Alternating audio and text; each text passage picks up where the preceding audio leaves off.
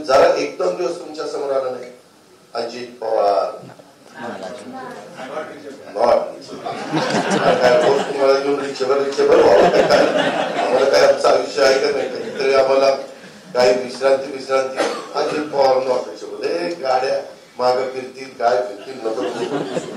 Media ट्रायलमुळे समाजात संभ्रम निर्माण होतो आणि एखाद्या व्यक्तीचं खरोखरच अक्षरशः जीवन उद्ध्वस्त होऊ शकतं, एखाद्याचं करिअर देखील संपू शकतं. या निमित्तानं माझी एकच विनंती आपल्याला सगळ्यांना, मी त्याची किंमत मोजलेली 2009ला ज्यावेळेस मला माझ्यावर काय ते 70,000 कोटीचा भ्रष्टाचाराचा आरोप झाला.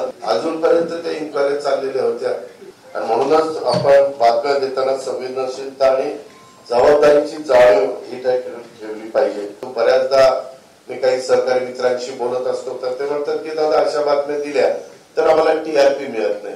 त्या टीआरपीनी गुंजारी नको करून ठेवली. काय डोक्याच्या बाहेरच आहे टीआरपी.